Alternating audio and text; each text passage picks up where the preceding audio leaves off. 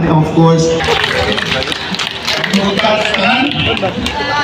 Bukas atong Vice Mayor Dodong Alemania, ang atong mga councilors present, Marilyang, Michelle Sweet, Ariel Bulong, ang atong city administrator, si Darwin Manubag, ang atong mga department heads present this morning, ang atong mga estudyante from MHYT,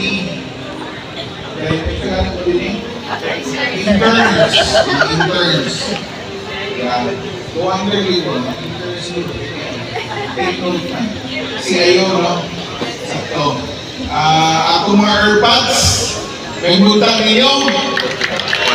Kaya kung mag-absent ko kung magawa. Diba rin sa butang, mag-absent ko. Kaya din kita.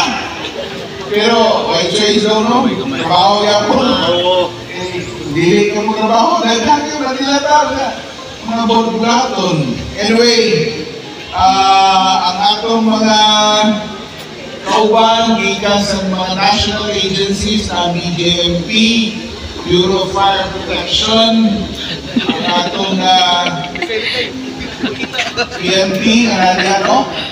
Kanatong tanan na natin labaw na malalaki na wala kayo mabisen, abot na ni pagbumanong timing kasi mag-akaw na ni may muntag, kanatong tanan actually ang ERPAT, no? Lagi na yung funding year in and year out. Maybe siguro I should say tanong na ito ang atong budget officer gano'n na nga na, pero actually akong tanaw from 3 years ago hinahinay na siya August tungod sa kahinta na tunyaging pandemic.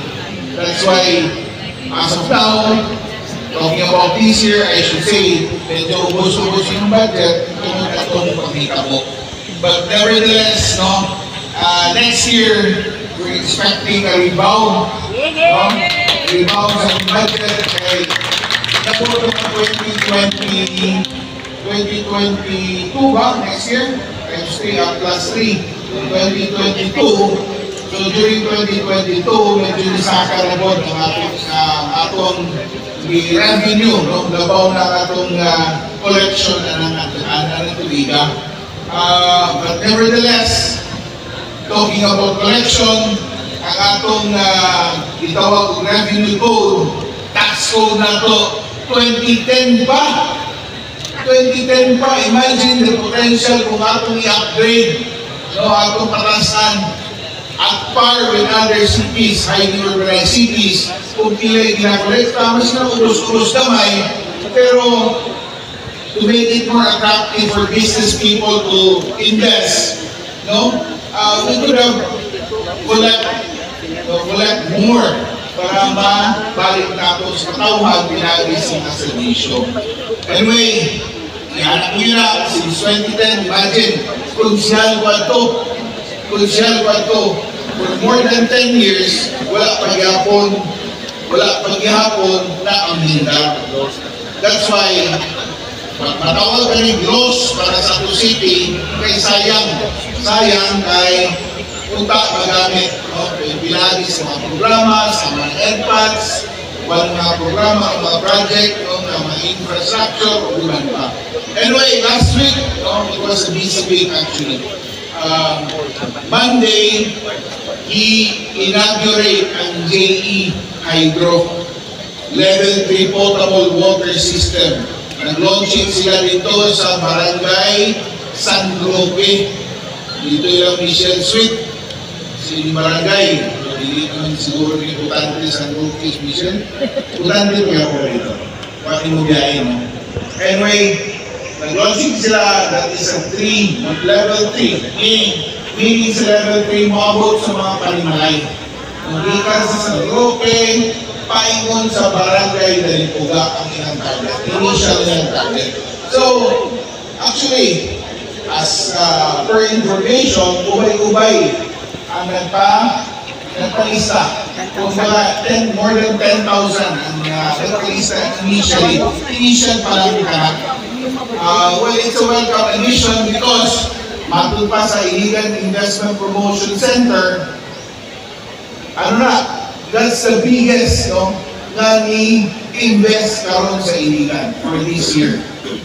To follow, syempre, ang SM, to follow, syempre, ang KCC. So, talking about investment, this is a 450 to 500 million na investment ang ilang ibubuk din sa Iligan. So, income gihapon na para sa atong syudad, member of the income, mapunay palig sa mga katawahan. These are locally,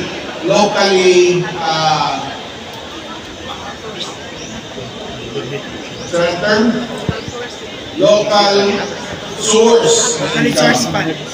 So, another information, bisita po rin ni Glenn Villasin ang Mindanao Water Co-op o maning Hanabana na nagsugod na, in fact, nakatukod na sila kusina, lalo pa ng initial ng paglihok dito sa ilang water system gikan sa Puno. That's information and people, I heard, ang mga taga-barangay Abuno na nalipay umayo. Pinanasay water after so many years. Another investment, talking about investment, open po si Julimon, no? Instead ng Julimon Trading lang, sole proprietorship, name mo na dyan, Julimon International Agri Trading Corporation. So, it is a corporation now, carrying more products, hindi lang pang-farming, tapos sila mga electrical o industrial tools na ilang i-carry din sa Iligan. Well, I think that was a Tuesday na ay massive distribution of agri-products. Dito may ni Anbeli sa atong personal, pagdalingon ng gymnasium na ginahimo na o murag ginagamit na sa city government. Happy pa lang ng mga kontra, politika, atuan na. Sa NGO na, isuhan na punta na atong igamit. Anyway, noted mo na siya na ihana siya kanyang tupahod karon na ginagamit din nato sa itong mga personal na mga pagpatapo. So, by the way, we distributed around 500 something numbers of not only financial assistance but tapos tayo ipanghatag ng mga klase-klaseng mga abang, no, para sa itong mga farmers Iligan. Bugas, for them to plant the rice, upland rice, kanyang lowland na rice, tapos fertilizers, takang tutuban, tapos mga seedlings, sa coconut seedlings, kuman pa, no? Ubay-ubay itong ipanghatag. Anyway, atong iklaro dito, ako lang po i-re-echo din sa flag ceremony para ma-highlight this Tibok Iligan, no? Actually, ito nga ating pag-distribute, akong i-inform mga itong mga farmers, no? Na, for information, ang PAF o katong Presidential Assistance for Farmers and Fisher Folks napa sa karundanan sa atong LGU. Wala pa nato i-distribute. No, wala pa nato i-distribute kay naghulat na sa validation sa mga ngalan, nag-ipang-submit. Di man na pwede nga, nalay-claim ng farmers sila, claim ng fisher folks, ilista dayon, ihatag dayon. Kaya ba na ka, ismail niya na. No? Talking about 10,000, hindi na iaw-tiaw. So, dagkay mag-ilog, no? Dagkay gusto mag-apel, claiming as farmers, although hindi active. So, that's why validation, meaning, i-check nyo na sa City Agriculturist Office na ilang nalan aktibo ba? Tinuod ba sa farmers o dili? No? Akong iklaro ka na kay pero naka-taga na rin sorya na manggawas na dili mao. So, waiting lang, sabi ko, ulatan ninyo anytime once the validation is finished, validation of the City Agriculturist as well as DA, once kamakuha na, atong i-distribute tayo ang paghatag sa 10,000 na assistance, presidential assistance para sila. I think that is very clear, no? Klaro kayo na, parang hindi pa balik-balik ang issue, no? Pero nakahapit na eleksyon, dahil may gusto mamuli, dahil ka magpapili, no? Nagkaroon ng daot para i-promote po ng ilang kandidato. Anyway, that's life. Dudong na rin, ano kami kontra. Sabi na ko, wala mo kontra dudong ay man niya, baka manlog sila. Anyway, padahin lang. Also, last Thursday ba ito, Tingong Party List. Kaning Tingong Party List is our partner, kanya tupak. Dili lang nato amiga, no, ang iyang representative, but amigo po nato, no? Dili lang nato amigo, but partner po nato sila sa una pa.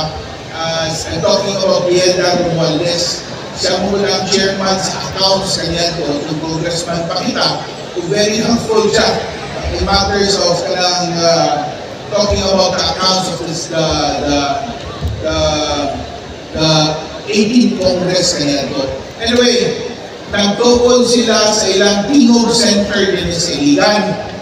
Meaning, na sila yung mga programa na walay pili ni may daigyan man o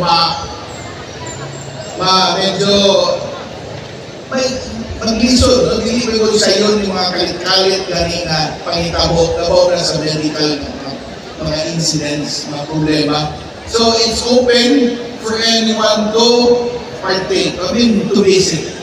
Na ang Tingog Center, diyan sa may medical rotonda, Palao, diyan sa may Celadon Pension House. So bisita lang, kung kinanglan mo tabang sa medical assistance, na may mortuary assistance, na po kaning educational assistance. So this is an information not only for our NGO employees, but also for those listening, no, sa radio or ma-report sa itong mga media. At on that same day, iabot po ng offer, no? What is ang second nominee, second congressman sa Tingog Party List, kasi Congressman Jude Asidre, o dito kami, no? Pero lang itong absent, dito, kanina ka po sila. Wala si, wala si Ramin? PCL ko ito, Palawan. Palawan, sakto sa PCL. Kung wala counter ng PCL, it's either nas balay, pahulay, o ito dito sa Tingog na activity. Anyway, we were there, naikamay na activity, o yan i-announce sa ito yung mga programa. So, before that, balik ko na ako, siya ang author sa bill na gi-rename ang Tambakan Bridge, ang Tambakan Bridge into Mariano Yuch Padillas Senior Bridge. So, klaro kayo remember ang author, no, sa mo nga bridge kanya to pag-request, labo na pag-request na mabutangan to bridge ang atong poblasyon, Tambakan area. Kaya at that time, ingon pa nila, isolated gayo ang Tambakan. Going to Tambakan, kinala makamutuyok, diya sa may tubod, bago kamabot sa Tambakan. Karon with the bridge, pag-open sa bridge, sayo na gayon ang pag-travel, paglako-lakaw sa mga tao, and di na mo palayo. So, he was the author, he was the one who pushed for the construction of the bridge, and thereby we honor him by renaming the bridge, Tambakan Bridge, into Mariano Yuch Padillas Senior. Pabutangin rin mga daghang signages para malimtan na tayo ma-honor po siya kalan. Anaroon yung mga tao na kawago siya Padillas na bridge. So, also that day, medyo nagpatong-patong ang trabaho, nag-open po ang Georgia Villas. signing of ceremony and turnover of Unit East. This is a new subdivision located in Abuno. Nag-turnover sila. So meaning, na yung mga interesado magpalit ng balay, ato lang po i-pitch in na ato alam, bisitahan lang ilang lugar o dilimang ilang opisina para makapili mo kaysa kung wala pa yung mga balay. Yung mga bagong na regular, mga bataton, bago pa man naminyo, no? Bago pa sukod sa ilang pamilya, pagbiyan silang families. Yung mga dalaga po ng mga regular, pwede mo palit yung balayaan. Kung babot yung mga bana, ay. Dayon, I'm happy to announce to you, to everyone, na duha ka Iliganon, duha ka distinguished Iliganos na naasa sa Philippine Navy na na-promote at the same time. So these people are unang-una si Dating Commodore Joe Anthony Orbe, taga-IDSA o DHS una, I think batch 2-3 years younger sa kuha. Ikan sa DHS, I think classmate nilang, classmate nila. Classmate ni Rose Shalana, no, sa high school. Nagkaroon na from Commodore na promote siya as Rear Admiral. So that is a very big achievement considering na sa military, daghan kayo yung karibal. Daghan kayo gusto mo achieve ang posisyon. So di lang siya, is batch 92 graduate of PMA, napay na-promote for the same time, batch 91, anak ni Roy Trinidad. No? Same name, Roy Trinidad po siya, batch 91 siya sa PMA. So these are two Iliganons, distinguished Iliganons na kaning giyotag successful kaya sa ilang military career. No? Niabot yun sila sumutuloy. Karang Rear Admiral mo na yung mga Major General sa Philippine Army. Mo na yung asa sa Navy. So pagka natin step higher, that is Lieutenant General na 3-star. Karang Major 2-star ka na. For those wala kayo kapalo by sa mga stars. And then another friend of ours, dugay kayo nga na-assign sa Iligan, mura gani si Sir Chip, kauban sa Rotary Club of Iligan, sa Rotary Club of Iligan din na si Charlie May Matayola, no? Dugay kay sa napundo sa pagka-kernel, karon na hinakuha na niya 1-star general. So congratulations, no? Kay Brigadier General Yuri Charlemagne Matayola. These are mga nagsunod-sunod na nagdawa. Actually, nagkan pa sila, pero siyempre wak na ma-assign din sa Iligan. So ato lang i-announce, ato lang i-acknowledge ang mga Iliganon at the same time those na na-assign din. Actually, ang ilang division commander po sa mechanized o kaning armor division, Pete Balize, Pedro Balize, who is also a friend of ours, promoted to siya from 1-star na yung 2-star general. Siya ang division commander karon sa ilahang kampo dito sa Tarlac. So, congratulations kanila. Then itong niyaging Sabado, Domingo. Ito din naglaro-laro yung magiging ng pabibo mo din. Domingo to, itong Pride Month.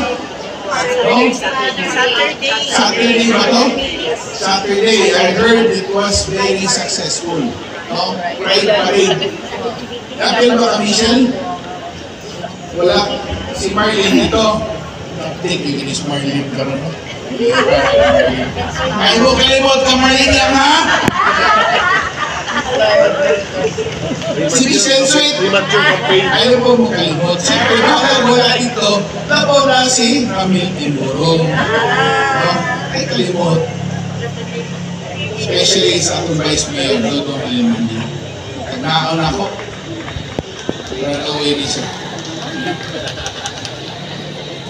Anyway, for those who celebrated Pride Month celebration, I heard it was a great success. May buka yung event.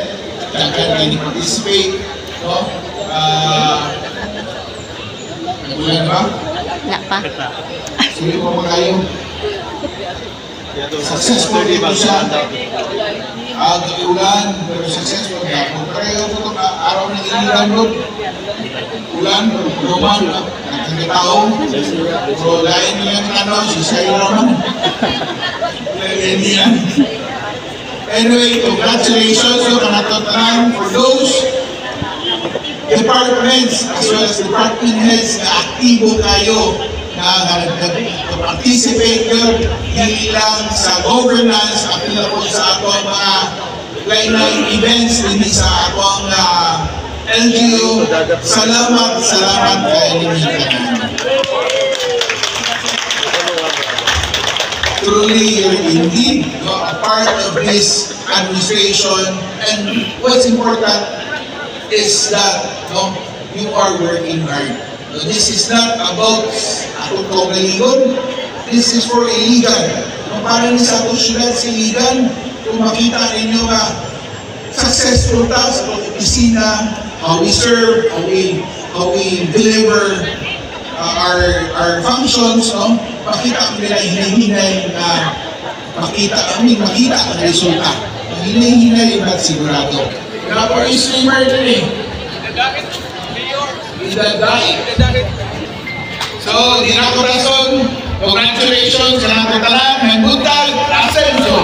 Iligan.